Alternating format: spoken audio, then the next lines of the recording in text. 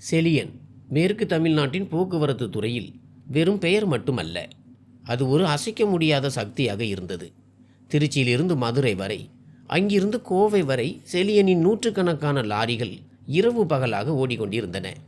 வெள்ளை நிற சவாரி சூட், நெற்றியில் சந்தனம் மற்றும் நெருப்பை கக்கும் கூர்மையான கண்கள் கொண்ட மனிதர் அவர். ஒரு காலத்தில் கோவை பேருந்து நிலையத்தில் சுமை தூக்கி தனது சொந்த கைகளால் டயர்களை மாற்றிய அந்த மனிதர் தனது வியர்வையாலும் மன உறுதியாலும் ஒரு சாம்ராஜ்யத்தையே கட்டியெழுப்பினார். ஆனால் இன்று அந்த முரட்டுத்தனமான பிம்பத்திற்கு பதிலாக ஒரு மென்மையான மற்றும் பெருமை மிக்க ஒளி இருந்தது. இன்று அவரது ஒரே மகன் சந்தோஷின் புதிய பங்களாவிற்கான கிரக பிரவேசம் நடைபெற இருந்தது. தனது வாழ்நாள் முழுவதும் பாடுபட்டு ஈட்டிய சொத்தை மகன் சந்தோஷின் மகிழ்ச்சிக்காக செலியன் தாராளமாக செலவழித்திருந்தார். என் மகன் ஒரு அரசனை போல வாழ வேண்டும் என்பது மட்டுமே அவரது லட்சியமாக இருந்தது. நண்பர்களே, பெற்றோர்கள் வாழ்நாள் முழுவதும் கஷ்டப்பட்டு குழந்தைகளுக்காக ஒரு வாழ்க்கையை உருவாக்குகிறார்கள். ஆனால் அதே மகன் அவர்களின் நம்பிக்கையை தகர்த்தால் அந்த பெற்றோர்கள் அமைதியாக இருக்க வேண்டுமா அல்லது நீதிக்காக போராட வேண்டுமா? உங்கள் கருத்தை கமெண்டில் சொல்லுங்கள். கோவையின் உயர் ரக குடியிருப்பு பகுதியில் சந்தோஷ் மற்றும் மருமகள் ராதிகாவிற்காக செலியன் பல கோடி மதிப்பிலான பிரம்மாண்டமான பங்களாவை வாங்கியிருந்தார். காரின் பின் இருக்கையில் அமர்ந்திருந்த அவரது மனைவி ருக்மிணி இன்று விலை உயர்ந்த காஞ்சிபுரம் புடவை அணிந்து மிகவும் மகிழ்ச்சியாக காணப்பட்டார். தன் கணவர் பூஜ்ஜியத்திலிருந்து உருவாக்கிய உலகம் மற்றும் இப்போது தன் மகனின் ஆடம்பரமான வாழ்க்கையை பார்த்து அவரது இதயம் மகிழ்ச்சியில் நிறைந்தது. கார் பங்களாவின் பிரம்மாண்டமான இரும்பு கேட்டு வழியாக உள்ளே நுழைந்தது. எதிரே இருந்த பங்களா மின் விளக்குகளின் வெளிச்சத்தில் ஜொலித்து கொண்டிருந்தது. பெரிய புல்வெளியில் மிக ஆடம்பரமான அலங்காரங்கள் செய்யப்பட்டிருந்தன. நகரத்தின் பெரும் புள்ளிகள், அரசியல்வாதிகள் மற்றும் வர்த்தகர்களின் கூட்டம் அங்கு கூடியிருந்தது. அங்கு திரண்டிருந்தது. செலியன் காரில் இருந்து இறங்கினார். அவரது கம்பீரத்தை கண்டு 4 பேர் தானாகவே வழிவிட்டு ஒதுங்கினர். ருக்மிணி அவரது தோளோடு தோள் சேர்ந்து உள்ளே அடியெடுத்து வைத்தார். ஆனால் வாசற்படியை தாண்டியதும் செலியனின் கூர்மையான கண்கள் ஏதோ வித்தியாசமானதை கவனித்தன. இன்று விருந்தினர்களை வரவேற்கும் பொறுப்பில் இருக்க வேண்டிய சந்தோஷும் ராதிகாவும் மூலையில் நின்று விருந்தினர்களை உபசரித்து கொண்டிருந்தனர். அந்த பார்ட்டி முழுவதையும் தனது கட்டுப்பாட்டில் வைத்திருந்தது ராதிகாவின் தாயான செலியனின் சம்பந்தியான ஷாலினி போஸ்லே தான். ஷாலினிக்கு தனது போலி தற்பெருமையை காட்டிக்கொள்வதில் எப்போதும் ஆர்வம் அதிகம். அவர் கேட்டரிங் செய்பவர்களிடம் அதிகாரமாக கத்திக் கொண்டிருந்தார். வேலைக்காரர்களுக்கு உத்தரவுகளை பிறப்பித்து கொண்டிருந்தார். வரும் பெரிய விருந்தினர்களிடம் இந்த பங்களாவை தன் சொந்த உழைப்பில் கட்டியது போல அவர் நடந்து கொண்டார். வாங்க வாங்க, எப்படி இருக்கிறது என் புதிய வீடு? இன்டீரியர் டிசைனுக்காக ஸ்பெஷலாக மதுரையிலிருந்து டிசைனரை அழைத்திருந்தேன் என்று ஷாலினியின் அந்த சத்தமான மற்றும் திமிர் பிடித்த குரல் செலியனின் காதுகளில் விழுந்தது. செலியனின் நெற்றியில் சுருக்கம் விழுந்தது. அவர் ருக்மிணியை பார்த்தார். ருக்மிணி கண்களாலேயே அவரை அமைதியாக இருக்குமாறு செய்கை செய்தார். மகனின் மகிழ்ச்சியான நாள் இது, விட்டுவிடுங்கள். அவள் ராதிகாவின் அம்மா, அவளுக்கு ஆசை இருக்கும் என ருக்மிணி செலியனை சமாதானப்படுத்தினாள். ஆனால் உள்ளுக்குள் ருக்மிணிக்கும் ஷாலினியின் அந்த விசித்திரமான மற்றும் அடாவடியான போக்கு பிடிக்கவில்லை. பார்ட்டி களை கட்டியிருந்தது. இசையின் சத்தமும் மக்களின் இரைச்சலும் அதிகரித்தன. இந்த கூட்டத்தாலும் ஷாலினியின் அந்த போலி சிரிப்பாலும் ருக்மிணிக்கு சோர்வாக இருந்தது.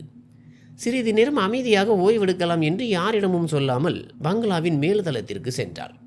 மேல்தளம் அமைதியாக இருந்தது. ஒரு பெரிய அறையின் கதவு பாதி திறந்திருந்தது.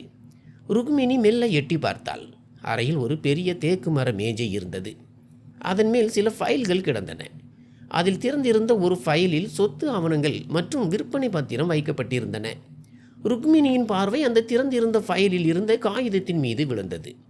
அங்கு கிரக பிரவேசத்திற்கான அழைப்பிதழோ அல்லது கடவுளின் புகைப்படமோ இருக்கும் என்று அவள் நினைத்தாள். ஆனால் அருகில் சென்று அந்த காகிதத்தை பார்த்தாள். அது ஒரு அதிகாரபூர்வமான அரசு ஆவணம். ருக்மிணி பெரிய அளவில் கல்வி கற்கவில்லை என்றாலும் தனது கணவருடன் போக்குவரத்து தொழிலை கவனித்து வந்ததால் வணிகம் மற்றும் ஆவணங்களை பற்றிய நல்ல புரிதல் அவளுக்கு இருந்தது. அது இண்டஸ் 2 ஆவணம். அதன் கீழே விற்பனை பத்திரத்தின் அசல் பிரதி இருந்தது. ருக்மிணி கண்களை விரித்து வாங்குபவரின் பெயரை வாசித்தாள். அதை பார்த்ததும் அவள் காலடியில் இருந்த தரை நழுவியது போல் இருந்தது. உடல் நடுங்கியது. அந்த காகிதத்தில் சந்தோஷ் அல்லது ராதிகாவின் பெயர் எங்கும் இல்லை.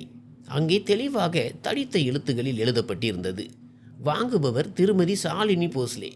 ருக்மிணியின் கண்கள் இருண்டன. செலியன் கடந்த 1 மாதமாக இரவு பகலாக உழைத்து தன் உயிரையும் பணையும் வைத்து சேர்த்து அந்த பல கோடி ரூபாய் மகனின் எதிர்காலத்திற்காக கொடுத்த அந்த பணம், அந்த பணத்தில் வாங்கப்பட்ட இந்த பங்களா இந்த சாலினியின் பெயரில் இருந்ததை கண்டு ருக்மிணி மூச்சு திணறினாள். அவளுக்கு மயக்கம் வருவது போல் இருந்தது. இது வெறும் துரோகம் அல்ல, இது செலியனின் முதுகில் குத்தப்பட்ட கத்தி. அவள் நடுங்கும் கால்களுடன் பைத்தியம் பிடித்தவள் போல படிக்கட்டுகளில் கீழே இறங்கி வந்தாள். கீழே செலியன் ஒரு மிகப்பெரிய கான்ட்ராக்டருடன் சிரித்து பேசி கொண்டிருந்தார். ருக்மிணி கூட்டத்தை விலக்கி கொண்டு நேராக செலியனிடம் சென்றாள். அவள் செலியனின் கையை இறுக்கமாக பற்றினாள். அந்த பிடி எவ்வளவு இறுக்கமாக இருந்தது என்றால் செலியனிற்கே வலித்தது. ருக்மிணி, என்னாச்சு? உன் முகம் ஏன் இப்படி வெளுத்து போய் இருக்கிறது என்று செலியன் அக்கறையுடன் கேட்டார். என்னங்க, நாம் இப்போதே கிளம்ப வேண்டும். ஒரு வார்த்தை கூட பேசாமல் என்னுடன் வாருங்கள். ருக்மிணியின் குரல் நடுங்கியது. ஆனால் அதில் ஒரு தீவிரம் இருந்ததால் செலியன் மறு கேள்வி கேட்கவில்லை. அவர் கான்ட்ராக்டரிடம் மன்னிப்பு கேட்டுவிட்டு ருக்மிணியுடன் வேகமாக நடையிட்டு பங்களாவிற்கு வெளியே வந்தார். வெளியே குளிர்ந்த காற்று வீசி கொண்டிருந்தது. ஆனால் செலியனின் உடலோ கோபத்தில் கொதித்து கொண்டிருந்தது. அவர்கள் இருவரும் காரில் வந்து அமர்ந்தனர். ருக்மிணி கார் கதவை மூடிக்கொண்டு கதறி அழத் தொடங்கினாள். அவள் அழுத சத்தம் அந்த மூடிய காருக்குள் எதிரொலித்தது. தன் கணவனிடம் இதை சொல்லும்போது அவள் இதயம் துடித்தது. ருக்மிணி, பதறாதே, என்னாச்சு என்று சொல். அந்த சாலினி உன்னை ஏதேனும் பேசிவிட்டாளா? சொல். இப்போதே போய் அவளது திமிரை அடக்குகிறேன். செலியனின் கோவை வீரம் விழித்து கொண்டது. கோபத்தில் அவரது மார்பு ஏறி இறங்கியது. ருக்மிணி முந்தானையால் கண்களை துடைத்து கொண்டு செலியனின் கையின் மீது கை வைத்து விம்மலுடன் கூறினாள், என்னங்க, நமக்கு துரோகம் நடந்துவிட்டது. நம்முடைய சொந்த மகனே நம் கழுத்தை அறுத்து விட்டான். நம்மை தெருவுக்கு கொண்டு வந்து விட்டான். இப்போது நாம் யாரிடம் போய் முகம் கொடுப்போம்? செலியன் அதிர்ச்சியில் உறைந்து போனார். நீ என்ன சொல்கிறாய்? ருக்மிணி மேல் மாடியில் பார்த்த அந்த உண்மையை அப்படியே செலியனிடம் கூறினாள். அந்த பங்களா நமது சந்தோஷின் பெயரிலோ அல்லது ராதிகாவின் பெயரிலோ இல்லை. அந்த இண்டஸ்ட்ரி ஆவணத்தை நானே என் கண்களால் பார்த்தேன். அந்த விற்பனை பத்திரத்தில் உரிமையாளராக சாலினி போஸ்லேயின் பெயர்தான் இருக்கிறது.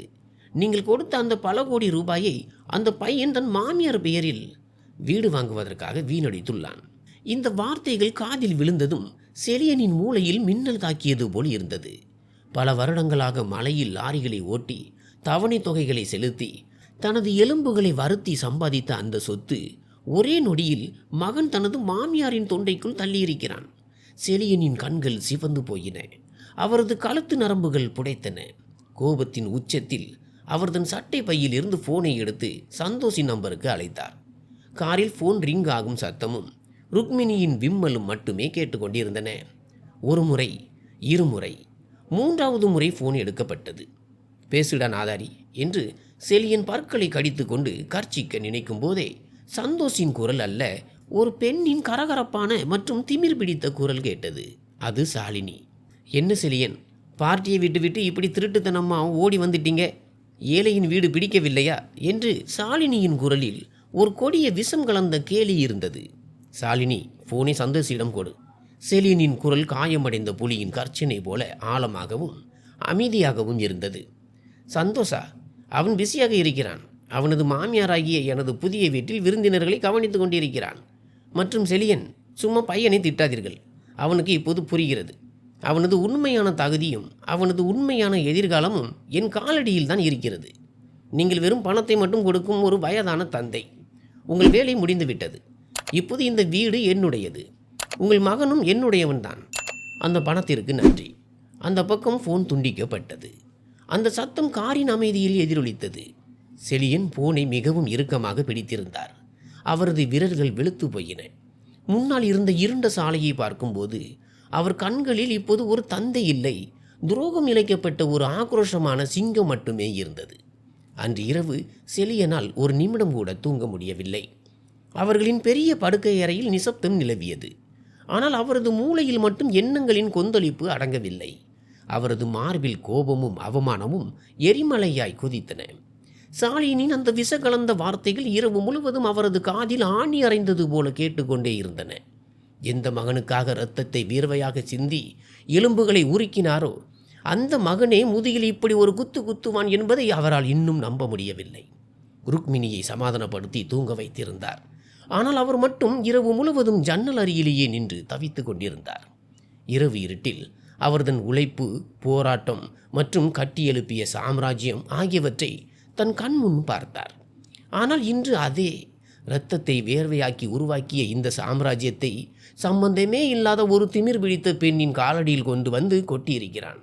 ஆனால் இப்போது உணர்ச்சி வசப்பட்டு பயனில்லை. அதிகாலை 5 மணி. செலியன் தனது வழக்கமான வெள்ளை சபாரி உடையை அணிந்து கொண்டு வீட்டை விட்டு வெளியேறினார். அவர் நேரடியாக தனது டிரான்ஸ்போர்ட் நிறுவனத்தின் தலைமை அலுவலகத்திற்கு சென்றார். இந்த அலுவலகம் செலியனின் 40 ஆண்டுகால உழைப்பின் கோவில். ஆனால் இன்று அதே அலுவலகத்தில் அவர் வேறொரு போரை நடத்த வேண்டியிருந்தது. சந்தோஷ் அந்த நிறுவனத்தின் தலைமை நிதி அதிகாரியாக இருந்தான். நிறுவனத்தின் மொத்த பொருளாதாரமும் அவன் கையில் தான் இருந்தது. செலியன் நேரடியாக சந்தோஷின் ஆடம்பரமான கேபினுக்குள் சென்று அவனது பெரிய நாற்காலியில் அமர்ந்தார். காலை 9 மணி அளவில் சந்தோஷ் கேபினுக்கு வந்தான். தன் தந்தையை அங்கே பார்த்ததும் அவனது முகம் வெளிரி போனது. அப்பா, நீங்கள் ஏன் இவ்வளவு காலையில் இங்கே என் கேபினில் என்று சந்தோஷ் தடுமாறினான். செலியன் ஒன்றும் பேசாமல் தன் சட்டை பையில் இருந்து ஒரு காகிதத்தை எடுத்து சந்தோஷின் முகத்தில் வீசினார். இரவே ஒரு வழக்கறிஞரை எழுப்பி அந்த இண்டெக்ஸ் 2 மற்றும் விற்பனை பத்திரத்தின் அசல் நகலை அவர் வாங்கியிருந்தார். காகிதம் சந்தோஷின் முகத்தில் பட்டு மேஜையின் மேல் விழுந்தது. இதை படித்து விட்டு சொல். என்னுடைய பல கோடி ரூபாய் உழைப்பை ஏன் உன் மாமியார் மடியில் போட்டாய்? கண் பார்வை போல உன்னை வளர்த்த அப்பாவை தெருவுக்கு கொண்டு வரும்போது உன் கைகள் நடுங்கவில்லையா? அப்பாவின் உழைப்பை மாமியாரின் மடியில் போட உனக்கு வெட்கமாக இல்லையா? செலியனின் குரல் ஒரு குகைக்குள் எதிரொலிக்கும் கர்ச்சனை போல இருந்தது. அவர் கண்கள் நெருப்பை கக்கின. சந்தோஷ் பயந்து போய் 2 அடிகள் பின்னால் நகர்ந்தான். அவன் நெற்றியில் வேர்வை அரும்பியது. என்ன பதில் சொல்வதென்று அவனுக்கு தெரியவில்லை. அவன் ஏதோ பொய் சொல்ல தடுமாறினான். அப்போது கேபின் கதவு வேகமாக திறக்கப்பட ராதிகா உள்ளே நுழைந்தாள். அவள் முகத்தில் எப்போதும் இருக்கும் அந்த இனிமையான ஆனால் மிகவும் தந்திரமான பாவம் இருந்தது. என்ன மாமா, இவ்வளவு காலையில் அலுவலகத்திற்கு வந்து ஏன் சந்தோஷை கத்துகிறீர்கள்? நேற்று கிரக பிரவேச பூஜைக்கு கூட நீங்கள் தங்கவில்லையே? ராதிகா மிகவும் சாமர்த்தியமாகவும் அமைதியாகவும் கேட்டாள். கத்தாமல் என்ன? அவனுக்கு ஆரத்தி எடுக்கவா? இண்டஸ் 2 பார்த்தேன். அந்த பங்களா இவன் பெயரிலோ அல்லது உன் பெயரிலோ இல்லை. உன் அம்மா சாலினியின் பெயரில் இருக்கிறது. அப்பாவின் பணத்தை மாமியார் பெயருக்கு தாரை வார்த்திருக்கிறான் இந்த நாதாரி. செலியன் மேஜையில் ஓங்கி குத்தி கத்தினார். ராதிகா சற்றும் கலங்கவில்லை. அவள் கண்களாலேயே சந்தோஷை அமைதியாக இருக்க சொல்லிவிட்டு மத்தளம் வாசிப்பது போன்ற துணியில் சொன்னால், ஓ, அது இண்டெக்ஸ் 2 விஷயம்தானா? மாமா, நீங்கள் தேவையில்லாமல் தவறாக புரிந்து கொள்கிறீர்கள். உங்களுக்கு பழைய தொழில் முறைதான் தெரியும். ஆனால் இப்போதைய கார்ப்பரேட் வரி விதிகள் உங்களுக்கு எப்படி தெரியும்? நாங்கள் இவ்வளவு பெரிய 2.5 கோடி ரூபாய் பங்களாவை நேரடியாக எங்கள் பெயரில் வாங்கியிருந்தால் வருமான வரி மற்றும் மூலதன ஆதாய நோட்டீஸ்கள் வந்திருக்கும். எங்கள் ஆடிட்டர் எங்களுக்கு ஒரு யோசனை சொன்னார். வீட்டை ஒரு செல் கம்பெனி பெயரில் வாங்க சொன்னார். அந்த பிரைவேட் லிமிடெட் நிறுவனம் பெயர் அளவில் தான் இருக்கிறது மற்றும் அம்மா தற்காலிகமாக அதன் இயக்குநராக இருக்கிறார். வரியை சேமிப்பதற்காகத்தான் நாங்கள் இதை செய்தோம். அடுத்த 90 நாட்களில் அந்த நிறுவனத்தை மூடிவிட்டு அந்த பங்களா சட்டபூர்வமாக எனக்கும் சந்தோஷிற்கும் வந்துவிடும். நீங்கள் எங்கள் மீது திருட்டு பட்டம் சுமத்துகிறீர்கள். எனக்காக அம்மா தன் பெயரில் ரிஸ்க் எடுத்திருக்கிறார். அவரை போய் நீங்கள் சந்தேகப்படுகிறீர்கள். சந்தோஷை பாருங்கள், எவ்வளவு வருத்தப்படுகிறான் என்று ராதிகா விம்மலுடன் அழத் தொடங்கினாள். மனைவியின் ஆதரவு கிடைத்ததும் சந்தோஷுக்கு துணிச்சல் வந்தது. ஆமாம் அப்பா, எதையும் புரிந்து கொள்ளாமல் நீங்கள் என் மீது பாய்கிறீர்கள். நீங்கள் வயதாகிவிட்டதால் இந்த புதிய பொருளாதார விதிகள் உங்களுக்கு புரியாது. அதனால்தான் நான் உங்களிடம் சொல்லவில்லை. ஆனால் என் மீது உங்களுக்கு நம்பிக்கையே இல்லை. நான் உங்கள் பணத்தை திருடி என் மாமியாரிடம் கொடுத்து விடுவேன் என்று நினைக்கிறீர்களா? செலியன் மனதிற்குள் சிரித்து கொண்டார். 40 வருடங்களாக சந்தையில் அனுபவம் பெற்ற இந்த வயதான சிங்கம் அவர். பிரைவேட் லிமிடெட் நிறுவன விதிகள், வரி சட்டங்கள் மற்றும் சொத்து பரிவர்த்தனைகள் ராதிகாவை விட 100 மடங்கு அவருக்கு தெரியும். மாமியார் பெயரில் நிறுவனம் தொடங்கி பின் அது எப்படி மகனின் பெயருக்கு மாறும் என்பதற்கான எந்த சட்டபூர்வ விதியும் இல்லை என்பது அவருக்கு நன்றாக தெரியும். இது முழுமையாக புனையப்பட்ட நாடகம், வெறும் பொய். ஆனால் செலியன் நொடியில் தனது முகபாவனையை மாற்றிக்கொண்டார். இப்போது இவர்களிடம் சண்டையிட்டால் இவர்கள் எச்சரிக்கையாகி ஆதாரங்களை அளித்து விடுவார்கள் என்பதை அவர் உணர்ந்தார். செலியன் தனது தோள்களை தொங்க போட்டார். அவர் முகத்தில் இருந்த கோபம் மறைந்து அங்கே ஒரு கைகூடாத இயலாத முதியவரின் பாவம் தெரிந்தது. அவர் தலையில் கை வைத்து கொண்டு மிகவும் தளர்வான குரலில் சொன்னார், நான் செய்தது தவறுதான் குழந்தைகளே. எனக்கு வயதாகிவிட்டது. நிஜமாகவே இந்த புதிய கார்ப்பரேட் விதிகள் மற்றும் வரி சிக்கல்கள் எனக்கு புரியவில்லை. நேற்று இரவு ஷாலினியின் பெயரை பார்த்து ருக்மிணி பயந்து விட்டாள். நானும் கோபத்தில் கத்திவிட்டேன். என்னை மன்னித்து விடுங்கள். பையன் நன்றாக இருக்க வேண்டும் என்பது மட்டும்தான் இந்த கிழவனின் விருப்பம். உங்கள் வேலையை நீங்கள் பாருங்கள். நான் இந்த வரி விவகாரங்களில் தலையிட மாட்டேன். இதை கேட்ட ராதிகாவும் சந்தோஷும் ஒருவரை ஒருவர் பார்த்து கொண்டனர். அவர்களின் கண்களில் ஒரு வெற்றி புன்னகை மின்னியது. இந்த வயதானவன் முட்டாள், நம் வலையில் விழுந்து விட்டான் என்ற அவர்களின் தவறான நம்பிக்கை ஆழமானது. செலியன் தலையை தொங்க போட்டு கொண்டு கேபினை விட்டு வெளியேறினார். ஆனால் வெளியே வந்ததும் அவர் கண்களில் இருந்த அந்த இயலாமை மறைந்து ஒரு குளிர்ச்சியான கொடூரமான உறுதி பிறந்தது. இப்போது இந்த சதி திட்டத்தின் வேறு வரை செல்ல வேண்டும். மதியம் செலியன் தனது டிரைவருக்கு விடுமுறை அளித்துவிட்டு அவரே காரை ஓட்டிக்கொண்டு ரகசியமாக அந்த புதிய பங்களா பகுதிக்கு சென்றார். காரை தள்ளி நிறுத்திவிட்டு பின்புற கேட்டு வழியாக பங்களாவிற்குள் நுழைந்தார். பிரதான கதவு திறந்திருந்தது. செலியன் ஒரு தூணின் மறைவில் நின்று உள்ளே எட்டி பார்த்தார். அங்கே அவர் கண்ட காட்சி அவர் உடலை கொதிக்க வைத்தது. ஹாலில் ஷாலினி ஒரு சாய்வு நாற்காலியில் அமர்ந்து காஃபி குடித்து கொண்டிருந்தார். நிறுவனத்தின் CFOவாக இருந்த அவரது உயர்கல்வி கற்ற மகன் சந்தோஷ் ஒரு வேலைக்காரனை போல வியர்வை சிந்த விலை உயர்ந்த கம்பளங்களையும் பர்னிச்சர்களையும் நகர்த்தி கொண்டிருந்தான். என்ன சந்தோஷ், உனக்கு புத்தி இல்லையா? அந்த சோபாவை 2 அங்குலம் இடதுபுறம் நகர்த்து. இவ்வளவு சின்ன வேலை கூட உனக்கு தெரியாதா? இலவசமாக பணம் கிடைக்கிறது என்பதற்காக புத்தியை அடமானம் வைத்து விட்டாயா? சீக்கிரம் கையை நகர்த்து. மாலையின் விருந்தினர்கள் வருவார்கள். ஷாலினி மிகவும் தரக்குறைவான மற்றும் கடுமையான மொழியில் சந்தோஷை திட்டிக் கொண்டிருந்தார். செலியனின் புலி போன்ற மகன் முற்றிலும் அடங்கி தலையை குனிந்து, சாரி அத்தை, இப்போதே செய்கிறேன் அத்தை என்று சொல்லிக்கொண்டு எவ்வித எதிர்ப்பும் இன்றி அவளது கட்டளைக்கு அடிபணிந்து கொண்டிருந்தான். செலியனின் இதயம் சுக்குநூறாக உடைந்தது. அந்த பெண் தனது மகனை அடிமையாக்கி வைத்திருந்தாள். ஆனால் சந்தோஷுக்கு அப்படி என்ன கட்டாயம்? ஷாலினி போனில் பேசிக்கொண்டே ஹாலுக்கு வெளியே சென்றார். சந்தோஷ் வேறு வேலையில் மும்முரமாக இருந்தான். செலியன் வாய்ப்பை பயன்படுத்தி மிகவும் கவனமாக பங்களாவிற்குள் நுழைந்தார். அவர் நேராக ஷாலினியின் ஸ்டடி ரூமிற்கு சென்றார். அந்த அறையில் விலை உயர்ந்த வாசனை திரவியத்தின் மனம் இருந்தது. செலியன் அவளது பெரிய தேக்கு மர மேஜையை சோதித்தார். ஆனால் அங்கே சிறப்பான எதுவும் இல்லை. அப்போது மூலையில் இருந்த ஒரு பித்தளை குப்பை தொட்டியின் மீது அவரது பார்வை விழுந்தது. அதில் கிழிந்த காகிதங்கள் இருந்தன. செலியன் அந்த காகிதங்களை வெளியே எடுத்து தரையில் அமர்ந்து அவற்றை வேகமாக ஒன்றிணைக்க தொடங்கினார். காகித துண்டுகள் ஒன்றிணைய செலியனின் கண்முன் ஒரு பயங்கரமான உண்மை வெளிப்பட்டது. அவை சாதாரண பில்கள் அல்ல, சிவப்பு நிறத்தில் அச்சிடப்பட்ட இறுதி எச்சரிக்கை நோட்டீஸ்கள். சில காகிதங்கள் சட்டவிரோதமான ஆன்லைன் பந்தயம் மற்றும் சூதாட்ட பரிவர்த்தனைகளை பற்றியவை. மற்றவை சென்னையின் புகழ்பெற்ற தனியார் நிழல் உலக கடன்காரர்களுடையவை. அந்த நோட்டீஸில் தெளிவாக எழுதப்பட்டிருந்தது, ஷாலினி போஸ்லே, உங்களது பல கோடி ரூபாய் கடன் அடுத்த வாரத்திற்குள் செலுத்தப்படாவிட்டால் விளைவுகளை சந்திக்க நேரிடும். செலியனின் மூளை ஸ்தம்பித்தது. ஷாலினி எந்த ஒரு உயர்குடி பெண்ணும் அல்ல. அவர் ஒரு பயங்கரமான சூதாட்ட அடிமை. அவர் பல கோடி ரூபாய் கடனில் மூழ்கியிருந்தார். மேலும் நிழல் உலக கடன்காரர்களிடம் இருந்து தன் உயிரை காத்துக்கொள்ள சந்தோஷை தனது வலையில் வீழ்த்தியிருந்தார். சந்தோஷ் வீடு வாங்குவதாக சொல்லி செலியனிடம் பணத்தை பிடுங்கி கொண்டிருந்தான். அந்த பணம் உண்மையில் ஷாலினியின் சூதாட்ட கடனை அடைக்கவே பயன்படுத்தப்பட்டது. சந்தோஷ் தனது மனைவி மற்றும் மாமியாரின் அழுத்தத்திற்கு பயந்து அமைதியாக இதையெல்லாம் செய்து கொண்டிருந்தான். என் பணத்தில் சூதாட்டம் விளையாடுகிறாளா இந்த திருடி? என் மகனே நிறுவனத்தின் பணத்தை திருடி அவளுக்கு கொடுக்கிறானா? செலியன் அந்த கிழிந்த காகிதங்களை மீண்டும் குப்பை தொட்டியிலேயே போட்டுவிட்டு அமைதியாக பங்களாவை விட்டு வெளியேறினார். இப்போது அவர் மனதில் ஒரே ஒரு நோக்கம்தான் இருந்தது, இந்த துரோகத்திற்கு முற்றுப்புள்ளி வைக்க வேண்டும். இரவு 11 மணி ஆகியிருந்தது. செலியன் கனத்த இதயத்துடன் வீடு திரும்பினார். அவர் தோள்களில் உலகமே சரிந்து விழுந்தது போல இருந்தது.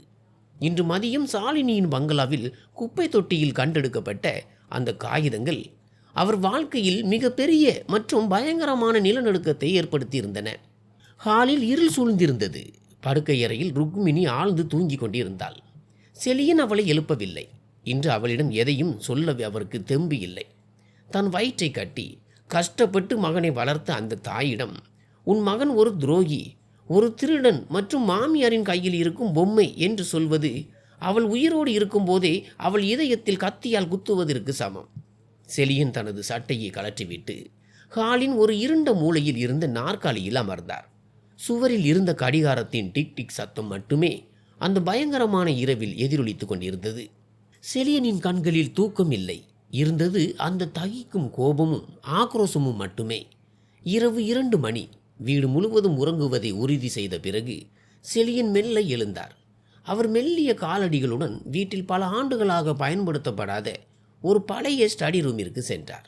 அங்கே ஒரு பழைய டெஸ்க்டாப் கம்ப்யூட்டர் இருந்தது. பல ஆண்டுகளாக செலியன் அதை தொட்டதே இல்லை.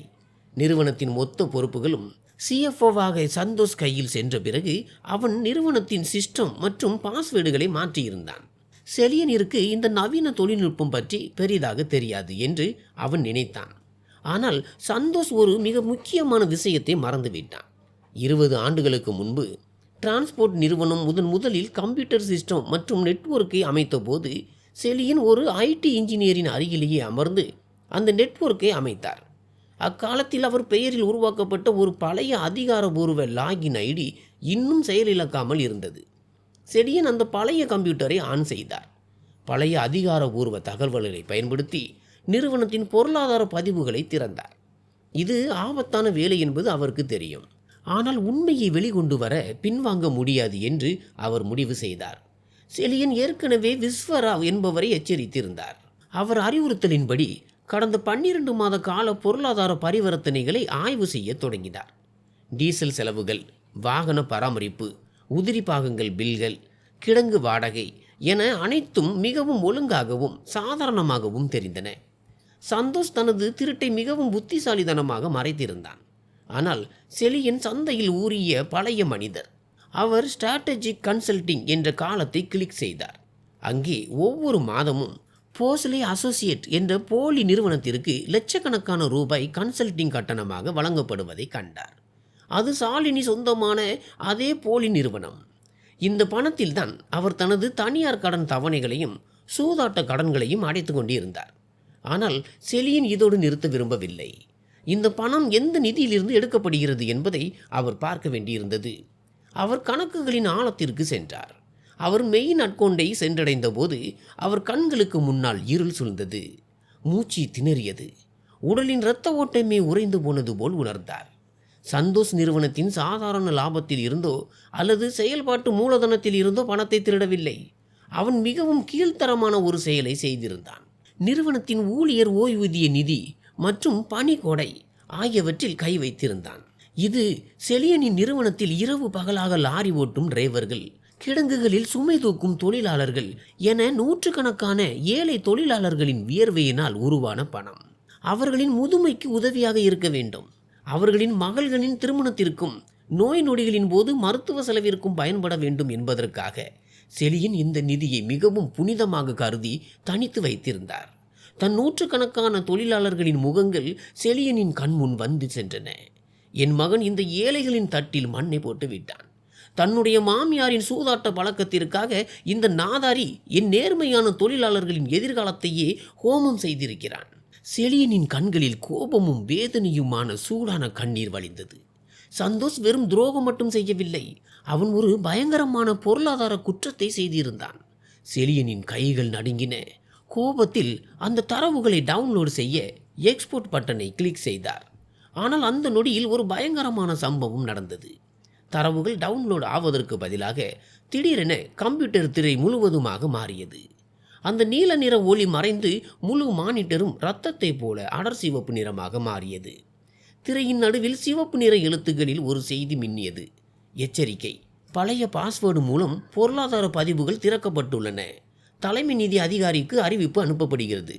செலியனின் இதய துடிப்பு நின்றது. சந்தோஷ் சிஸ்டமில் யாருக்கும் தெரியாத வகையில் ஒரு மறைமுகமான மற்றும் நவீன பாதுகாப்பு அமைப்பை நிறுவி வைத்திருந்தான். இப்போது சந்தோஷின் மொபைலிலேயே அவன் திருடிய ஃபைல்களை யாரோ நள்ளிரவு 2 மணிக்கு திறந்திருக்கிறார்கள் என்ற எச்சரிக்கை சென்றிருக்கும். செலியன் ஒரு நொடி கூட தாமதிக்காமல் கம்ப்யூட்டரின் மெயின் விளக்கை சுவரில் இருந்து பிடுங்கி எறிந்தார். தரை நொடியில் கருப்பாக மாறியது. அறையில் பயங்கரமான இருள் சூழ்ந்தது. ஆனால் நேரம் கடந்துவிட்டது. வேட்டைக்காரனுக்கு விஷயம் தெரிந்துவிட்டது. செலியன் மிக வேகமாக அந்த பழைய கம்ப்யூட்டரை எப்படி இருந்ததோ அப்படியே வைத்தார். மேஜையின் மீது சில பழைய பென்ஷன் ஃபைல்களையும் ஆவணங்களையும் வேண்டுமென்றே சிதறி வைத்தார். மெல்லிய காலடிகளுடன் மீண்டும் பெட்ரூமிற்கு வந்து கண்களை மூடி தூங்குவது போல நடிக்கத் தொடங்கினார். அவரது இதயம் படபடவென்று துடித்தது. இன்னும் சில மணி நேரங்களில் புயல் வரப்போகிறது என்பது அவருக்கு தெரியும். அதிகாலை 6 மணி. வெளியே இன்னும் விடியவில்லை. கோவையின் அந்த மூடுபனி சூழ்ந்திருந்த அந்த நேரத்தில் அதிவேகமாக வந்த ஒரு ஆடம்பர கார் செலியனின் வீட்டிற்கு வெளியே சத்தமாக பிரேக் போட்டு நின்றது. கார் கதவு பலமாக அறையப்படும் சத்தம் கேட்டது. அடுத்த சில நொடிகளில் செலியனின் வீட்டின் பிரதான கதவை யாரோ பைத்தியகாரதனமாக தட்டத் தொடங்கினர். யாரோ உயிருக்கு பயந்து கதவை இடித்து கொண்டிருந்தனர். ருக்மிணி பயந்து எழுந்து அமர்ந்தார். யாரோ இந்த அதிகாலையில் வந்திருக்கிறார்கள் என்று கேட்டாள். நீ இரு, நான் பார்க்கிறேன் என்று சொல்லிவிட்டு செலியன் தன் மீது ஒரு சால்வையை போர்த்தி கொண்டார். கவனமாக தன் தலைமுடியை களைத்துவிட்டு முகத்தில் மிகுந்த குழப்பமான அப்பாவிதனமான தூக்கத்திலிருந்து எழுந்த ஒரு முதியவரின் பாவத்தை கொண்டு வந்தார். நடுங்கும் கால்களுடன் கதவை திறக்க சென்றார். கதவை திறந்ததும் எதிரே சந்தோஷ் நின்று கொண்டிருந்தான். ஆனால் நேற்று இருந்த அந்த கம்பீரமான சூட் அணிந்த திமிர் பிடித்த சிஎஃப்ஓ அவன் அல்ல. அவன் முகத்தில் பயம் அப்பட்டமாக தெரிந்தது. அவன் மூச்சு வாங்கி கொண்டிருந்தான். சந்தோஷ், என்னாச்சு குழந்தாய்? ஏன் இவ்வளவு காலையில் இப்படி பயந்து போயிருக்கிறாய்? எல்லாம் சரியாகத்தானே இருக்கிறது என்று செலியன் மிகவும் இயல்பாக ஒரு அக்கறையுள்ள தந்தையைப் போல நடிக்கத் தொடங்கினார். அவரது குரலில் முதுமைக்கே உரித்தான ஒரு நடுக்கம் இருந்தது. சந்தோஷ் செலியனை தள்ளிவிட்டு நேரடியாக வீட்டிற்குள் நுழைந்தான். அவன் ஹாலில் அங்கும் இங்கும் அலைந்து கொண்டிருந்தான். அப்பா, இரவு 2 மணிக்கு நிறுவனத்தின் பொருளாதார பதிவுகளை யாரோ திறந்துள்ளனர். பழைய அட்மின் லாகின் பயன்படுத்தப்பட்டுள்ளது. இந்த வீட்டிலிருந்து தான் அது நடந்ததாக ஐடி டீம் சொல்கிறது. சொல்லுங்களப்பா, இரவு இந்த வீட்டில் யார் கம்ப்யூட்டரை பயன்படுத்தியது என்று சந்தோஷ் கத்திக்கொண்டே இருந்தான். ஒருவேளை போலீஸின் பொருளாதார குற்றப்பிரிவு அல்லது வருமான வரித்துறையினர் வீட்டிலிருந்து சர்வரை ஹேக் செய்திருப்பார்களோ என்று அவன் நினைத்தான். தன் திருட்டு கண்டுபிடிக்கப்பட்டு விட்டது என்ற எண்ணத்தில் அவன் முகத்தில் இருந்த பயம் மேலும் அதிகரித்தது. செலியன் தலையை குனிந்து கொண்டார். தன் நெற்றியில் கை அடித்து கொண்டு மிகவும் இயலாத தளர்ந்த ஒரு முதியவரை போல விம்மத் தொடங்கினார். கடவுளே, சந்தோஷ், என்னை மன்னித்து விடு மகனே. அது ஹேக்கர் எல்லாம் இல்லை, அது நான் தான். சந்தோஷ் அங்கேயே உறைந்து போனான். என்ன, நீங்கள் இரவு 2 மணிக்கு சர்வரில் என்ன செய்து கொண்டிருந்தீர்கள்? அவனது குரலில் இப்போது பயத்தை விட ஆச்சரியம் அதிகமாக இருந்தது. செலியன் நடுக்கமான குரலில் நினைவாற்றல் இழந்த ஒரு நோயாளியைப் போல பேசினார். மகனே, இரவில் எனக்கு தூக்கமே வரவில்லை. நெஞ்சு படபடவென்று இருந்தது. எனக்கு ஏதேனும் ஆகிவிட்டால் என் ருக்மிணி என்ன ஆவாள் என்று பயந்து எனது பழைய பென்ஷன் மற்றும் இன்சூரன்ஸ் பாலிசி ஃபைல்களை பார்க்க அந்த பழைய கம்ப்யூட்டரில் அமர்ந்தேன். ஆனால் அதில் எனக்கு ஒன்றும் புரியவில்லை. நான் எனது பழைய பாஸ்வேர்டுகளை உள்ளீடு செய்து ஏதோ ஒன்றை பார்க்க முயன்றேன். திடீரென அந்த திரை சிவப்பு நிறமாக மாறியது. எனக்கு ஒன்றும் புரியவில்லை. கம்ப்யூட்டர் தீப்பிடித்து விட்டதோ என்று நினைத்தேன். நான் அவ்வளவு பயந்து போய் நேரடியாக சுவரில் இருந்து ஓயரை பிடுங்கி எறிந்துவிட்டு அமைதியாக சென்று படுத்துக்கொண்டேன். என்னை மன்னித்து விடு மகனே. என் கைகளால் ஏதேனும் பெரிய தவறு நடந்து விட்டதா? நான் மடையனாகிவிட்டேன் பார் என்று செலியன் மிகவும் பரிதாபமான முகத்துடன் சந்தோஷை பார்த்தார். அவரது நடிப்பு எவ்வளவு உண்மையாக இருந்தது என்றால் சந்தோஷ் அதை முழுமையாக நம்பிவிட்டான். இதை கேட்டதும் சந்தோஷின் முகத்தில் இருந்த அந்த பயங்கரமான பீதி ஒரு நொடியில் மறைந்தது. அவனுக்கு நிம்மதி பிறந்தது. அந்த முதியவருக்கு ஒன்றும் தெரியவில்லை என்று அவன் உறுதியாக நம்பினான். அவன் ஏதோ தற்செயலாக சிஸ்டத்தில் குளறுபடி செய்து விட்டான் என்று நினைத்து விட்டான். அவனது பயம் மறைந்து மீண்டும் பழைய திமிரும் கர்வமும் வந்துவிட்டது. அவன் பெருமூச்சு விட்டுவிட்டு செலியனை ஆத்திரத்துடன் பார்த்தான். உங்களுக்கு புத்தி இருக்கிறதா இல்லையா? உங்களுக்கு பைத்தியம் பிடித்து விட்டதா என்று சந்தோஷ் மிகவும் மரியாதை குறைவாகவும் அவமானப்படுத்தும் வகையிலும் தன் தந்தையிடம் கத்தினான். உங்களது அந்த பயனற்ற பென்ஷன் காகிதங்களுக்காக நீங்கள் மொத்த நிறுவனத்தின் பாதுகாப்பையும் ஆபத்தில் தள்ளிவிட்டீர்கள். அங்கே சிவப்பு விளக்கு எரிய ஆரம்பித்தது. இங்கே நான் உயிருக்கு பயந்து அலறி அடித்து கொண்டு ஓடி வந்தேன். அப்பா, நீங்கள் நிஜமாகவே வயதாகிவிட்டீர்கள், மடையராகிவிட்டீர்கள். உங்களுக்கு எதுவும் புரியவில்லை. இனிமேல் அந்த மிஷின்களையும் கம்ப்யூட்டரையும் உங்கள் விரலால் கூட தொடக்கூடாது, புரிந்ததா? பென்ஷன் காகிதங்களை பார்க்க வேண்டுமானால் என் ஆபீஸில் இருக்கும் கிளர்க்கிடம் கேட்டு வாங்கிக் கொள்ளுங்கள். மீண்டும் உங்கள் முட்டாள்தனமான புத்தியை கொண்டு நிறுவனத்தின் சிஸ்டத்தை கெடுக்காதீர்கள். இது முட்டாள்தனத்தின் உச்சம் என்று தன் சொந்த தந்தையையே மிகவும் கேவலமாக திட்டி அவமானப்படுத்திவிட்டு சந்தோஷ் கோபத்துடன் கதவை நோக்கி நடந்தான். கதவை பலமாக அறைந்துவிட்டு வெளியேறினான். காரின் டயர்கள் உரசுவது போன்ற சத்தத்துடன் அவன் அங்கிருந்து கிளம்பினான். அவன் செல்லும் வரை செலியன் தலையை குனிந்தபடி இயலாதவரை போல அப்படியே நின்றிருந்தார். ஆனால் காரின் சத்தம் தூரத்தில் மறைந்ததும் செலியனின் அந்த இயலாத முகம் மெல்ல நிமிர்ந்தது. அவரது முகத்தில் இருந்த முதியவர், முட்டாள் மற்றும் தளர்ந்த பாவம் முற்றிலும் மறைந்துவிட்டது. அங்கே இப்போது ஒரு குளிர்ச்சியான, கொடூரமான மற்றும் இரக்கமற்ற போராளியின் பின்பம் தெரிந்தது.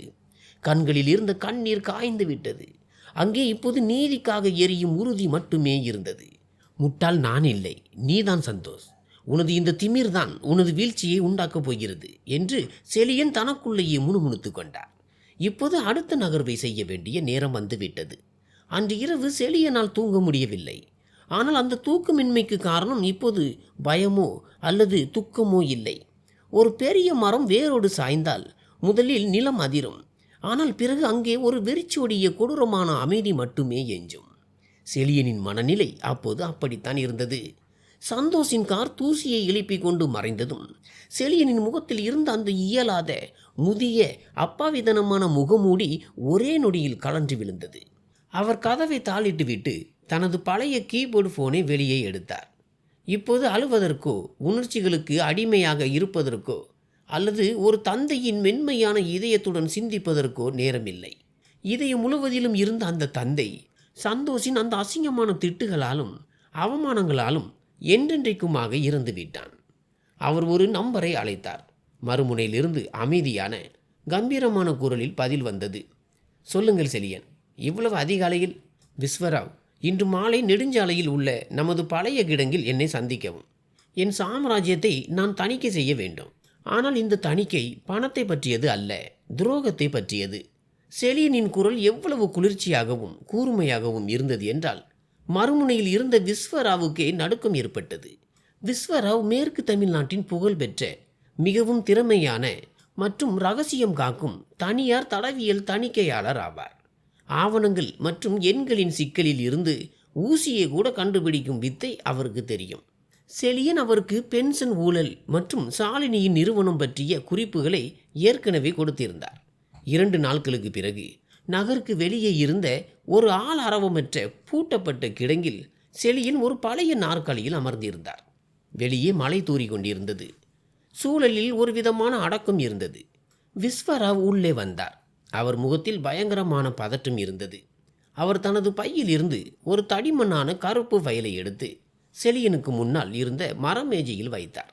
செலியன் என்று விஸ்வராவ் கனத்த இதயத்துடன் கூறினார். நான் பல ஊழல்களை பார்த்திருக்கிறேன். ஆனால் இந்த விஷயம் மிகவும் தீவிரமானது. இந்த ஃபைலை பார்ப்பதற்கு முன் மனதை திடப்படுத்தி கொள்ளுங்கள். செலியன் மிகவும் அமைதியாக அந்த கருப்பு ஃபைலை திறந்தார். அதில் இருந்த முதல் காகிதத்தை பார்த்ததும் அவர் புருவங்கள் உயர்ந்தன.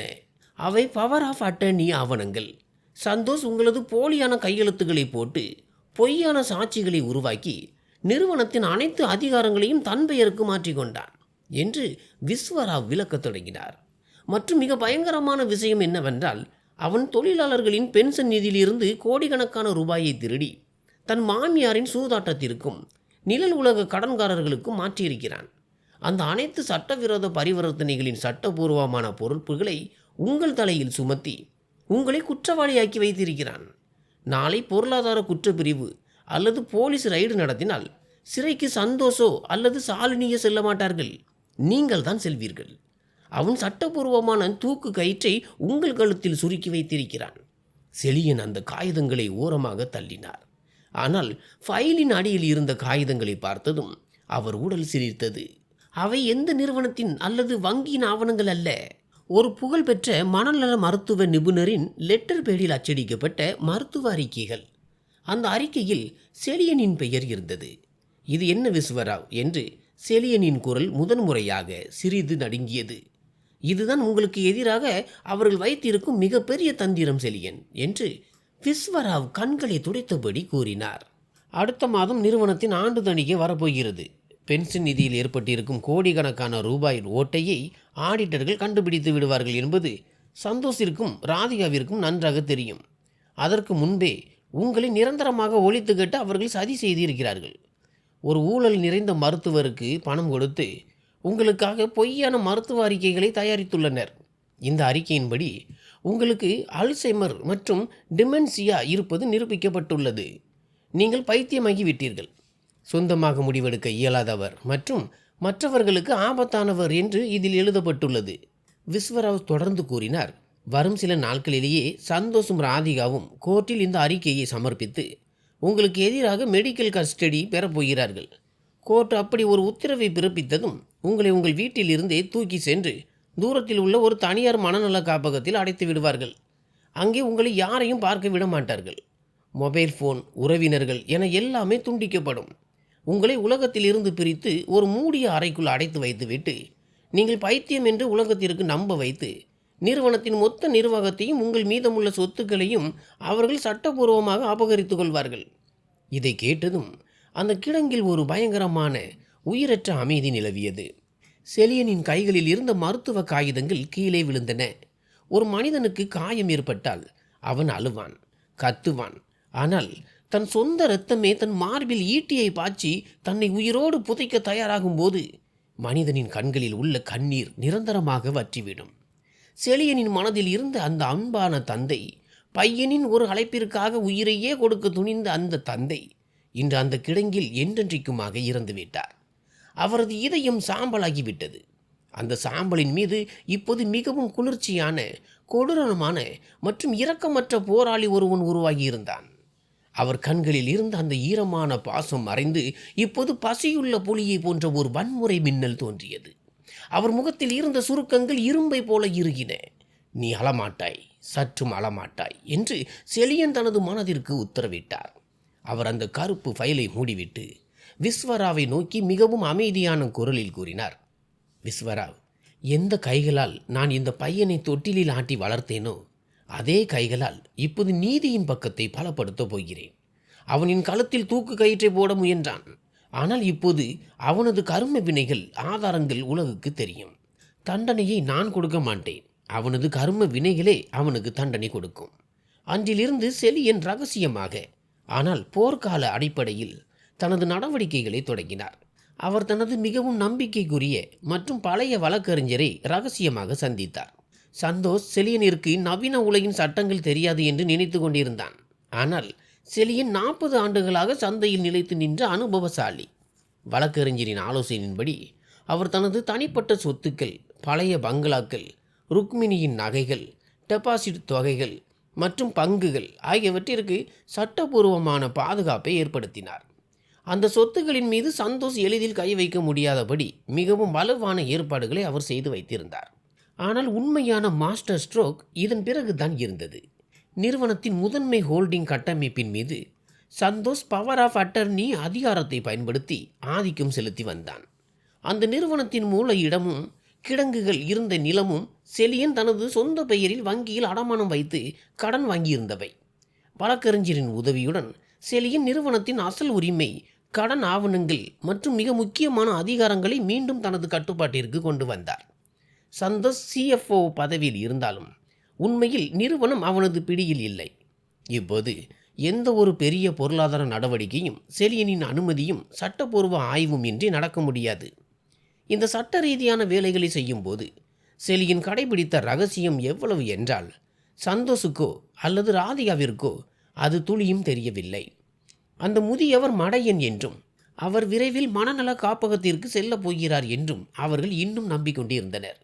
அனைத்து தயாரிப்புகளையும் முடித்துவிட்டு செலியன் வீடு திரும்பினார். ஹாலில் ராதிகாவும் சந்தோஷும் டிவியை பார்த்து சிரித்து கொண்டிருந்தனர். செலியனை பார்த்ததும் சந்தோஷ் வேண்டுமென்றே கேலியாக கேட்டான். என்னப்பா, எங்கே தொலைந்து போயிருந்தீர்கள்? இன்று வழிகளை கூட உங்களுக்கு ஞாபகம் இருப்பதில்லையே. செலியன் அவனை வெறித்து பார்த்தார்.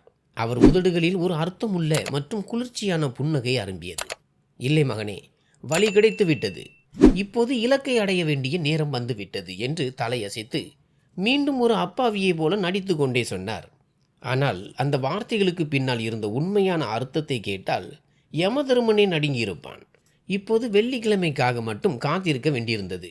சாலினியின் அந்த ஆடம்பர விருந்தில் ஒரு மாபெரும் நாடகத்தின் இறுதி கட்டமும் அந்த துரோகிகளின் வீழ்ச்சியும் எழுதப்பட்டிருந்தது. வெள்ளிக்கிழமை மாலை சாலினியின் புதிய பங்களாவில் இன்று நகரத்தின் பெரிய புள்ளிகள், அரசியல்வாதிகள், பில்டர்கள் மற்றும் உயர் வர்க்கத்தினர் கூடியிருந்தனர். இது வெறும் இரவு விருந்து மட்டுமல்ல, சாலினியின் போலி அந்தஸ்தின் மற்றும் கர்வத்தின் பிரம்மாண்டமான வெளிப்பாடாக இருந்தது. ஹாலின் மைய பகுதியில் ஒரு பெரிய வெல்வெட் சோபாவில் சாலினி ஒரு ராணியை போல அமர்ந்திருந்தார். அவர் கழுத்தில் வைர மாலை மின்னியது. உடலில் லட்சக்கணக்கான ரூபாய் மதிப்பிலான டிசைனர் புடவை இருந்தது. முகத்தில் பயங்கரமான திமிர் பிடித்த புன்னகை இருந்தது. அவரை சுற்றி அவரது செல்வந்த தோழிகள் கூட்டம் இருந்தது. அவர் மிகவும் பெருமையுடன் அந்த பங்களா, அங்குள்ள இத்தாலிய மார்பிள்கள், சரவிளக்குகள் மற்றும் விலை உயர்ந்த பர்னிச்சர்களை அவர்களுக்கு காட்டிக்கொண்டு தன்னைத்தானே தட்டி கொடுத்து கொண்டிருந்தார். அதே வேளையில் பிரதான வாசலில் இருந்து செலியனும் ருக்மிணியும் உள்ளே அடியெடுத்து வைத்தனர். செலியனின் வழக்கமான நிமிர்ந்த தோரணை, மார்பை நிமிர்த்தி நடக்கும் பழக்கம் மற்றும் கூர்மையான பார்வை இன்று முற்றிலுமாக மறைந்திருந்தது. அவரது ஒரு கையில் ஒரு தடிமனான மர ஊன்றுகோல் இருந்தது. அந்த ஊன்றுகோல் மீது முழு பாரத்தையும் போட்டு தோள்களை சரித்து கால்களை இழுத்து கொண்டு அவர் மிகவும் பரிதாபமான நிலையில் உள்ளே வந்தார். அவரது கைகள் நடுங்கின. பார்வை ஏதோ தொலைந்து போன, பயந்த, சுயசக்தியை இழந்த ஒரு முதியவரை போல அலைபாய்ந்தது. ருக்மிணி அவரை ஒரு கையால் தாங்கி பிடித்திருந்தாள். அவரது இந்த அவதாரத்தை பார்த்து விருந்தினர்கள் பலரின் புருவங்களும் உயர்ந்தன. அட, இது செலியன் தானே, அந்த டிரான்ஸ்போர்ட் துறையின் புலி என்று அழைக்கப்பட்டாரே, என்ன நிலையாக போய்விட்டது? முதுமையாலும் நோயாலும் முழுமையாக சோர்ந்து விட்டார், பாவம் என்று விருந்தினர்களுக்கு இடையே கிசுகிசுப்புகள் எழுந்தன. செலியன் அந்த பேச்சை கேட்டார். ஆனால் அவர் முகத்தில் எந்த உணர்ச்சியும் இல்லை. உள்ளுக்குள் மட்டும் அந்த புலி தனது வேட்டையை மிகவும் அமைதியாக கணக்கிட்டு கொண்டிருந்தது. ராதிகா தனது மாமனாரை இந்த நிலையில் பார்த்ததும் அவள் உதடுகளில் ஒரு குரூரமான புன்னகை அரும்பியது. அவள் சந்தோஷை இடித்து காட்டி அவரை விரல் நீட்டி சுட்டி காட்டினாள். சந்தோஷ் இன்று கருப்பு நிற டிசைனர் கோட்டு அணிந்திருந்தான். ஆரம்பத்தில் அவன் முகத்தில் சிறிது பதற்றம் இருந்தது. ஆனால் தன் தந்தையின் அந்த இயலாத நிலையை கண்டு அவனுக்கும் இந்த கிழவன் இப்போது முழுமையாக முடிந்து விட்டான் என்ற நம்பிக்கை வந்தது. இன்று இரவே நமது திட்டத்தை நிறைவேற்றிவிட வேண்டும் என்று அவன் மனதிற்குள் உறுதி செய்து கொண்டான். சாலினியின் பார்வை ருக்மிணியின் மீது விழுந்தது. ருக்மிணி ஒரு எளிமையான ஆனால் நேர்த்தியான காட்டன் புடவை அணிந்திருந்தாள். அவள் முகத்தில் இருந்த அந்த தெய்வீக தன்மையும் நேர்மையும் சாலினியின் கண்களை உறுத்தியது. தனது செல்வந்த தோழிகளுக்கு முன்னால் தனது கர்வத்தை காட்டவும் பணத்தின் திமிரை காட்டவும் சாலினி மிகவும் தரக்குறைவான நிலைக்கு செல்ல முடிவு செய்தார். அவர் கையில் இருந்த கண்ணாடி டம்ளரை ஒரு ட்ரேயில் பலமாக மோதினார். ஹால் முழுவதும் கேட்கும் அளவுக்கு கடுமையான குரலில் அவர் கத்தினார். ஹே ருக்மிணி, இங்கே கொஞ்சம் வா. ஹால் முழுவதிலும் திடீரென பயங்கரமான அமைதி நிலவியது. விருந்தில் இருந்த அனைத்து பெரிய மனிதர்கள், அரசியல்வாதிகள் மற்றும் வணிகர்கள் அவர்கள் இருவரையும் பார்க்க தொடங்கினர். ருக்மிணி அதிர்ந்தாள். என்ன இது? விருந்தினர்கள் மத்தியில் என்னை ஒருமையில் அழைக்கிறாரே என்று அவளுக்கு புரியவில்லை. அவள் மிகவும் அமைதியாக கௌரவத்தை காப்பாற்றி கொண்டு சாலினியின் அருகில் சென்றாள். என்ன சம்பந்தி, என்ன வேலை என்று ருக்மிணி மிகவும் பணிவாக கேட்டாள். சாலினி அவளை மேலிருந்து கீழ் வரை மிகவும் ஏளனமாக பார்த்தார். அவர் முகத்தில் ஒரு அருவருப்பான பாவம் இருந்தது. சம்பந்தி, என்ன சம்பந்தி, உனக்கு என்ன தகுதி இருக்கிறது என் பக்கத்தில் இந்த சோபாவில் அமர்வதற்கு? வாழ்நாள் முழுவதும் அந்த டிரான்ஸ்போர்ட் டீசல் வாசனையிலும் குப்பை கிடங்குகளில் மூட்டை தூக்கும் தொழிலாளர்களின் நடுவிலும் வாழ்ந்த உனக்கு அந்த வியர்வையின் மற்றும் வறுமையின் வாசனை இன்னும் மாறவில்லை. இதோ என் இந்த அரண்மனையை பார்.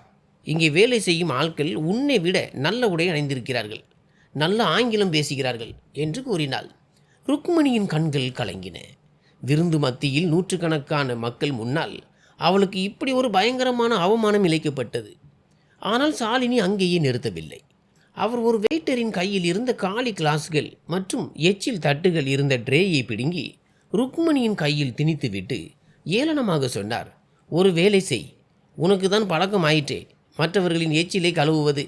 இந்த கிளாஸுகளை எடுத்துக்கொண்டு போய் உள்ளே கிச்சனில் சிங்கில் போட்டுவிட்டு வா. மற்றும் என் பழைய வேலைக்காரன் ஊருக்கு போய்விட்டான். உனக்கு இப்போது பணத்திற்கு தேவை இருக்கும். ஏனென்றால் உன் அந்த வயதான கணவன் இப்போது பைத்தியமாகிவிட்டான், சம்பாதிக்கவும் மாட்டான். நாளை முதல் நீ என் பங்களாவிற்கு வேலைக்காரியாக வேலைக்கு வா. நான் உனக்கு மாதம் நல்ல பணம் தருகிறேன். பெருக்க வேண்டும், துடைக்க வேண்டும், பாத்திரம் தேய்க்க வேண்டும், அவ்வளவுதான். வருகிறாயா என் வீட்டு வேலைக்காரியாக? இதை கேட்டதும் சாலினியின் அந்த உயர் வர்க்கத்து தோழிகள் கலகலவென சிரிக்க தொடங்கினர். ராதிகாவோ கைதட்டி சிரித்தாள். சரியாக சொன்னீர்கள், அத்தைக்கு வீடு வேலை செய்வது தான் பழக்கம்.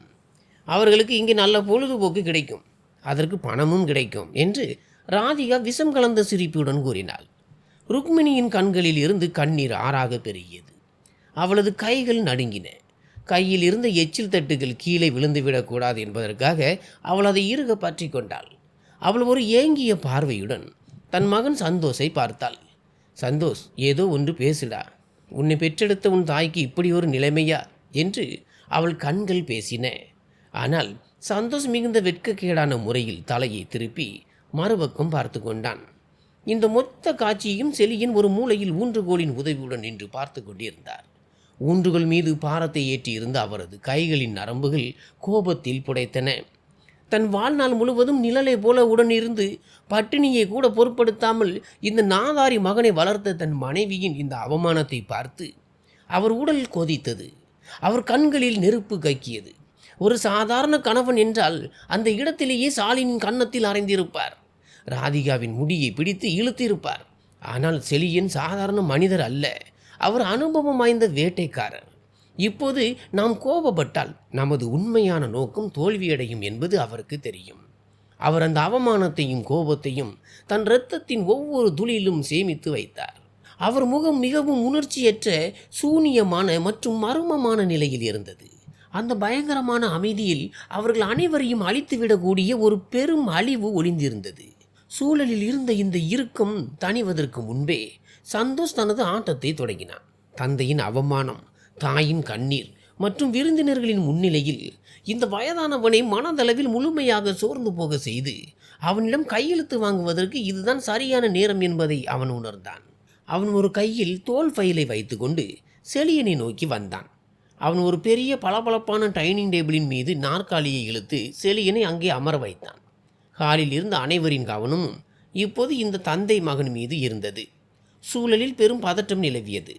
யாரும் ஒரு வார்த்தை கூட பேசவில்லை. பின்னணியில் அந்த இசை மிகவும் மெதுவாக ஒலித்து கொண்டிருந்தது.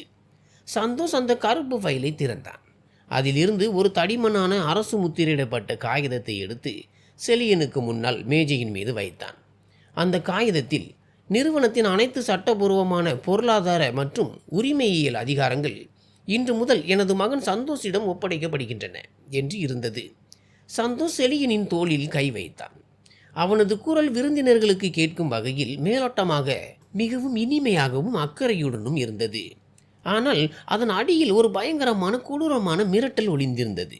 அப்பா, பாருங்கள், அம்மாவிற்கு எவ்வளவு கஷ்டமாக இருக்கிறது. உங்கள் உடல்நிலையும் சரியாக இல்லை. உங்களுக்கு இப்போது மறதி ஏற்பட தொடங்கிவிட்டது. உங்களுக்கு மன ரீதியான ஓய்வு மிகவும் தேவை என்று டாக்டர்களே சொல்லியிருக்கிறார்கள். இந்த நிறுவனத்தின் சுமையால் நீங்கள் பைத்தியமாகி விடுவீர்கள் அப்பா. அதனால்தான் நான் இந்த ஆவணங்களை தயாரித்து வந்திருக்கிறேன். நிறுவனத்தின் அனைத்து அதிகாரங்களையும் என்னிடம் ஒப்படைத்து விடுங்கள். இப்போது எல்லாவற்றையும் தனியாக கவனித்து கொள்ள நான் தகுதியானவன் தான் என்று சொல்லிவிட்டு சந்தோஷ் செலியனின் காதருகை குனிந்து அவருக்கு மட்டும் கேட்கும் வகையில் மிகவும் தாழ்ந்த ஆனால் விஷம் கலந்த குரலில், அமைதியாக இந்த காகிதத்தில் கையெழுத்து போடுங்களப்பா. எப்படியும் உங்களது அந்த மனநிலை சரியில்லை என்ற மருத்துவ அறிக்கை என்னிடம் தயாராக இருக்கிறது. இப்போது கையெழுத்து போடவில்லை என்றால் நாளைக்கே போலீஸை அழைத்து உங்களை நிரந்தரமாக மனநல மருத்துவமனையில் அடைத்து விடுவேன். அங்கே உங்கள் வாழ்க்கை நாசமாகிவிடும். அதைவிட கண்ணியமாக கையெழுத்து போட்டுவிட்டு மீதி வாழ்க்கையை ஒரு மூலையில் உட்கார்ந்து கழியுங்கள். இந்த மக்கள் முன்னால் எனக்கு தமாசா வேண்டாம் என்றான். சந்தோஷ் தனது கோட்டு பையில் இருந்து ஒரு விலை உயர்ந்த தங்க பேனாவை வெளியே எடுத்தான். ஹால் முழுவதுமே மூச்சை பிடித்து கொண்டு பார்த்திருந்தது. அந்த தந்தை என்ன செய்ய போகிறார்? சாலினியும் ராதிகாவும் வெற்றி களிப்பில் ஒருவரை ஒருவர் பார்த்து சிரித்து கொண்டிருந்தனர். ருக்மிணி நின்ற இடத்திலேயே கண்களை மூடி கடவுளை பிரார்த்தனை செய்து கொண்டிருந்தாள். சந்தோஷ் அந்த தங்க பேனாவை செலியனின் நடுங்கும் கைகளில் திணித்துவிட்டு அவருக்கு பின்னால் ஒரு அடி பின்வாங்கி நின்றான். கையெழுத்து போடுங்களப்பா, நேரத்தை வீணாக்காதீர்கள் என்று சந்தோஷ் மிகவும் கர்வத்துடன் கூறினான்.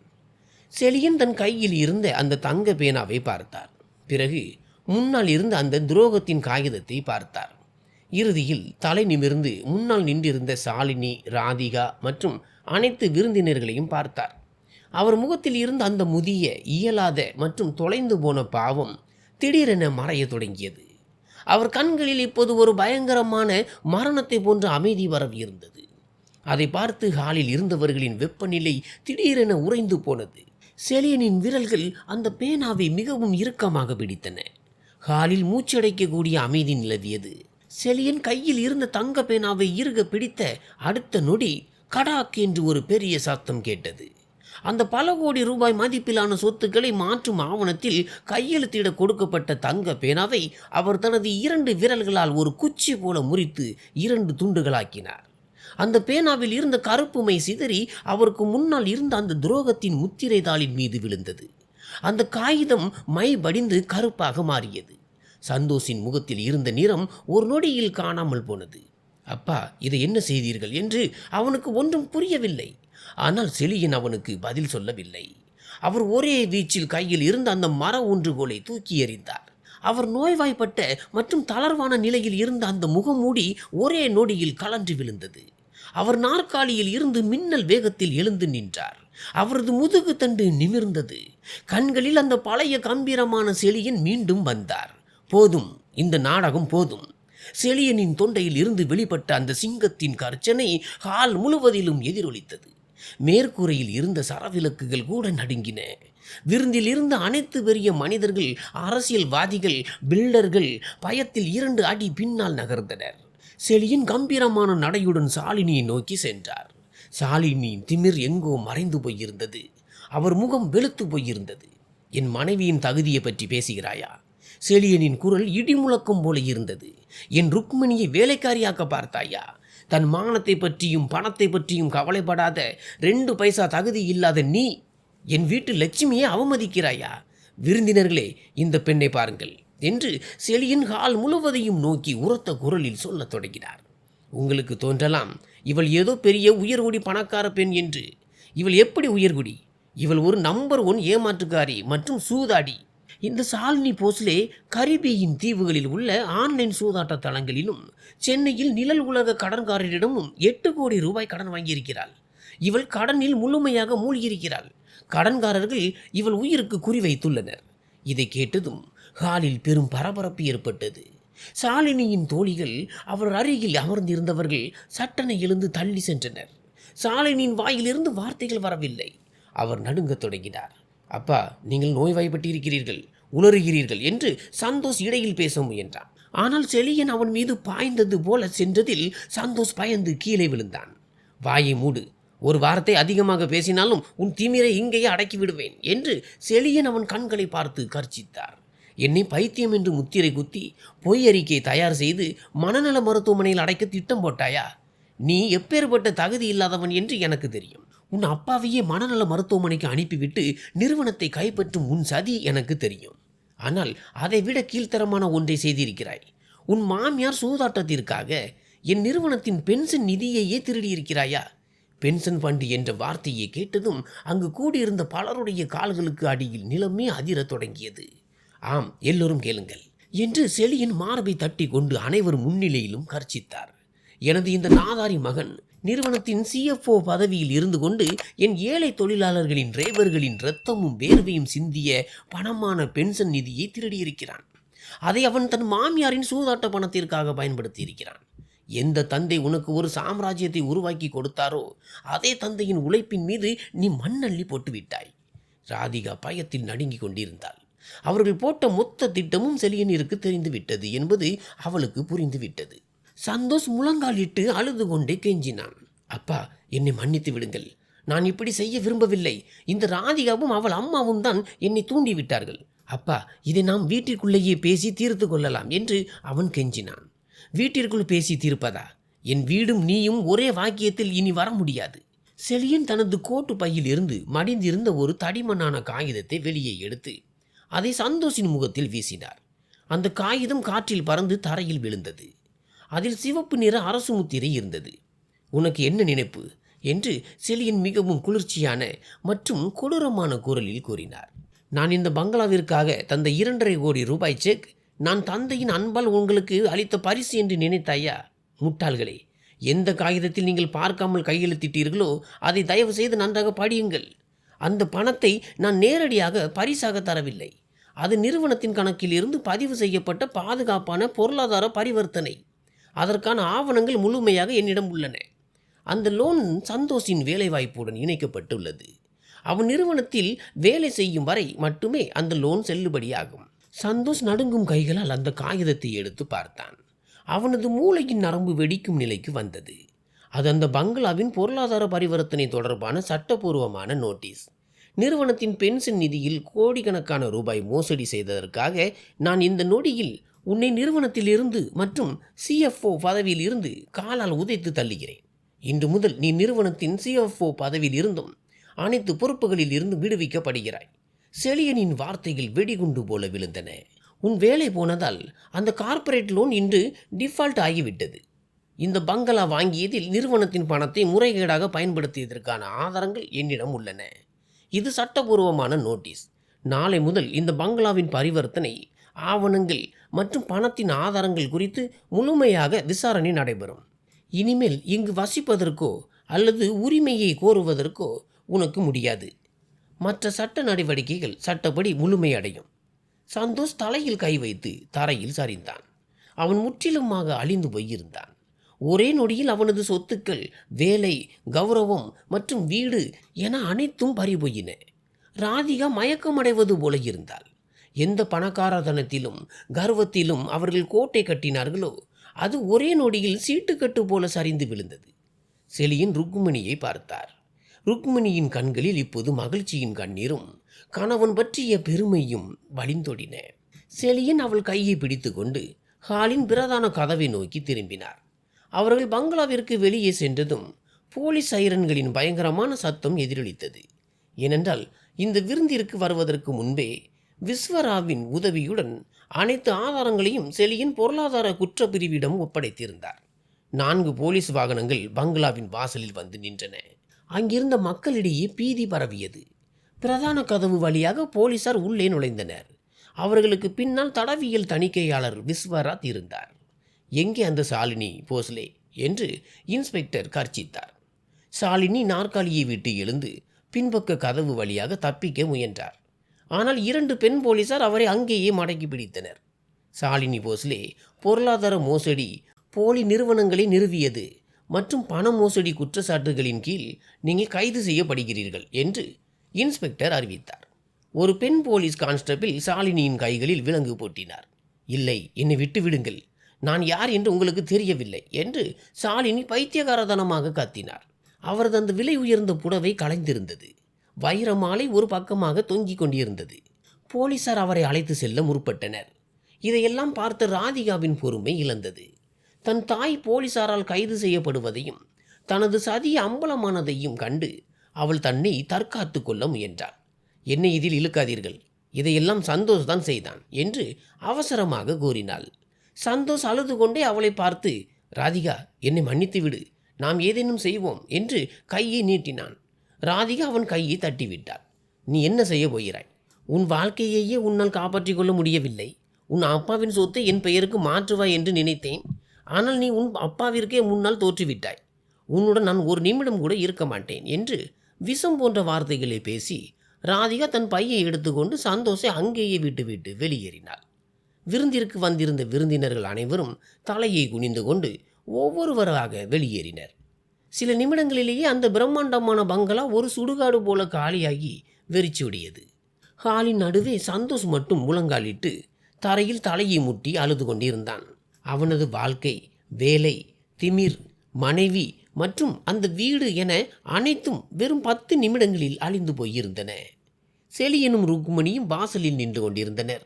செலியன் திரும்பி தரையில் அழுது கொண்டிருந்த சந்தோஷை பார்த்தார். அவர் முகத்தில் துக்கமோ அல்லது இரக்கமோ இல்லை. அவர் மிகவும் அமைதியாக அந்த மாளிகையை விட்டு வெளியேறினார். ருக்மணியின் கையை இறுக்கமாக பிடித்து கொண்டு அவர் தனது காரில் சென்று அமர்ந்தார். இன்று அவர் ஒரு துரோகியை அழித்து தன் சாம்ராஜ்யத்தின் மற்றும் தனது கொள்கைகளின் பெருமையை காப்பாற்றியிருந்தார். அந்த வரலாற்று சிறப்புமிக்க வெள்ளிக்கிழமை இரவு முடிந்து கோவையின் சூழலே முற்றிலுமாக மாறியிருந்தது. சாலினி கைது செய்யப்பட்ட செய்தி ஊடகங்களில் காட்டுத்தீ போல பரவியது. CFO என்ற பெயரில் நடந்த சூதாட்ட கும்பல் மற்றும் தந்தையை மனநல மருத்துவமனையில் அடைக்க முயன்றது போன்ற தலைப்புகள் நகரத்தையே உலுக்கின. சாலினி இப்போது கோவையின் மத்திய சிறைச்சாலையில் அழுது கொண்டு அமர்ந்திருந்தாள். அவளது வைரங்கள், மாணிக்கங்கள் மற்றும் அந்த போலி தோரணை எல்லாம் சிறை சுவர்களுக்கு முன்னால் கரைந்து போயிருந்தது. மறுபுறம் ராதிகா தனது உயிரை காப்பாற்றிக் கொள்ளவும் தன்னை அந்த மோசடியிலிருந்து விடுவித்துக் கொள்ளவும் வெறும் 2 நாட்களில் வக்கீல் மூலம் சந்தோஷுக்கு விவாகரத்து நோட்டீஸ் அனுப்பியிருந்தாள். தன் மீதமுள்ள நகைகளையும் பணத்தையும் எடுத்துக்கொண்டு அவள் கோவையை விட்டு வெளியேறினாள். சந்தோஷ் இப்போது முற்றிலும் தனித்து விடப்பட்டான். அவனது நண்பர்கள், கார்ப்பரேட் தொடர்புகள் மற்றும் அவனது விலையுயர்ந்த சூட் பூட் என அனைத்தும் காலத்தின் சுவட்டில் மறைந்து போயின. ஆனால் செலியனிற்கு அந்த சரகுகளை பற்றி எந்த கவலையும் இல்லை. அவருக்கு தேவைப்பட்டது சந்தோஷ் சூறையாடிய தன் ஆயிரக்கணக்கான தொழிலாளர்களின் கஷ்டப்பட்டு உழைத்த பணம்தான். அடுத்த நாளே செலியன் நிறுவனத்தின் பிரதான கிடங்கில் அனைத்து ஊழியர்களின் அவசர கூட்டத்தை கூட்டினார். ஆயிரக்கணக்கான தொழிலாளர்கள், டிரைவர்கள் மற்றும் ஊழியர்கள் அங்கே கூடியிருந்தனர். சிலரின் கண்களில் பயம் இருந்தது, சிலரின் கண்களில் கோபம் இருந்தது. செலியன் மேடை ஏறினார். அவரது வெள்ளை சவாரி உடையில் அந்த கம்பீரமான ஒளி மீண்டும் திரும்பியிருந்தது. அவர் மைக்கை கையில் பிடித்து மிகவும் அமைதியான ஆனால் உறுதியான குரலில் பேசத் தொடங்கினார். அவர் தன் மகன் சந்தோஷ் செய்த ஊழலை முழுமையாக ஒப்புக்கொண்டார். தொழிலாளர்களிடம் மன்னிப்பு கேட்டார். என் இரத்தமான மகன் உங்கள் பென்ஷனை திருடிவிட்டான் என்று சொல்வதற்கு என் உயிரே துடிக்கிறது என்று செலியன் பேசிக் கொண்டிருந்தபோது அவர் குரல் தழுதழுத்தது. ஆனால் நான் உங்களுக்கு ஒரு வாக்குறுதி தருகிறேன். நீங்கள் எனக்கு வெறும் ஊழியர்கள் அல்ல, இந்த சாம்ராஜ்யத்தின் தூண்கள். செலியன் உயிரோடு இருக்கும் வரை உங்கள் பணத்தில் 1 ரூபாய் கூட தொலைந்து போகாது. அவர் சொன்னபடியே தனது சொந்த சொத்துக்களை விற்று அல்லது அடமானம் வைத்து சந்தோஷ் ஊழல் செய்தபோது ட்ரஸ்டில் மாற்றியிருந்த அந்த தொகையை மீண்டும் நிறுவனத்தின் கணக்கில் பல கோடி ரூபாயாக சேர்த்தார். எந்தெந்த தொழிலாளர்களின் கணக்கில் இருந்து பணம் திருடப்பட்டதோ அந்த ஒவ்வொரு தொழிலாளரின் கணக்கிலும் செலியன் தனது சொந்த பணத்தை செலுத்தினார். தொழிலாளர்களின் மொபைலில் பென்ஷன் பணம் வந்து சேர்ந்ததற்கான மெசேஜ்கள் வந்தபோது அந்த கிடங்கிலேயே ஒரு உணர்ச்சிகரமான அலை எழுந்தது. தன் பிள்ளையின் கல்விக்காக கவலைப்பட்டு கொண்டிருந்த சிங்காரம் என்ற கிளர்க் செலியனின் காலில் விழுந்து விம்மி அழுதான். ஆயிரக்கணக்கான தொழிலாளர்களின் ஆசியால் செலியனின் அந்த சாம்ராஜ்யம் மீண்டும் ஒரு புதிய உத்வேகத்துடன் எழுந்து நின்றது. சில மாதங்கள் உருண்டோடின. கோவையில் மழையின் வேகம் அதிகரித்திருந்தது. ஜூலை மாதத்தின் அது ஒரு கும்மிருட்டான புயல் இரவு. வானமே பிளந்தது போல இருந்தது. இடி முழக்கங்களுடனும் பலமான காற்றோடும் மழையின் பெரும் தாரைகள் பூமியில் கொட்டி கொண்டிருந்தன. சாலைகள் சேரும் சகதியுமாக இருந்தன. நகரத்தின் மின் விளக்குகள் கூட அணைந்து போயிருந்தன. செலியன் தனது புதிய அமைதியான வீட்டின் வரவேற்பறையில் ருக்மணியுடன் அமர்ந்திருந்தார். மூலையில் இருந்த அடுப்பில் மெல்லிய நெருப்பு எரிந்து கொண்டிருந்தது. வெளியே கேட்ட அந்த பயங்கரமான மழையின் சத்தத்தை பொருட்படுத்தாமல் இருவரும் பழைய நினைவுகளில் ஆழ்ந்திருந்தனர். திடீரென இரவு 12 மணிக்கு வீட்டின் அழைப்பு மணி நடுங்கும் சத்தத்துடன் ஒலித்தது. செலியனின் புருவங்கள் உயர்ந்தன. இவ்வளவு பெரிய புயலில், இவ்வளவு நடுநிசையில் யார் வந்திருப்பார்கள்? அவர் எழுந்து சென்று கதவை திறந்தார். வெளியே பார்த்த காட்சியை கண்டு அவர் சில நொடிகள் அப்படியே உறைந்து போயிருந்தார். வெளியே மழையில் நனைந்து குளிரில் நடுங்கிக் கொண்டு சேறு சகதியுடன் ஒரு உருவம் நின்றிருந்தது. அவன் அணிந்திருந்த உடைகள் கிழிந்திருந்தன. கண்கள் குழி விழுந்து போயிருந்தன. அந்த பழைய கம்பீரமான உடல் இப்போது ஒரு எலும்புக்கூடு போல தெரிந்தது. அவன் வேறு யாரும் அல்ல, சந்தோஷ்தான். ஒரு காலத்தில் விலை உயர்ந்த கார்களில் பயணம் செய்த அந்த பையன் இன்று மழையில் குளிரில் நடுங்கிக் கொண்டிருந்தான். செலியனை கண்டதும் சந்தோஷ் அலறினான். அப்பா அப்பா, என்னை மன்னித்து விடுங்கள் என்று அவன் மூச்சு வாங்கி கொண்டே கதறினான். அவன் உடலில் இருந்து வழிந்த மழை நீர் தரையெங்கும் தேங்கியது. அவன் அந்த ஈரமான சேற்றில் முழங்காலிட்டு அமர்ந்து செலியனின் கால்களை கட்டி கொண்டான். நான் தவறு செய்து விட்டேன் அப்பா. ராதிகா போய்விட்டாள். அவளது அம்மா சிறையில் இருக்கிறாள். என்னுடைய அனைத்தும் அழிந்து விட்டன. நான் தெருவுக்கு வந்து விட்டேன். 2 நாட்களாக எதுவும் சாப்பிடவில்லை. என்னை வீட்டிற்குள் விடுங்கள். ஒரு மூலையில் படுத்துக் கொள்கிறேன்.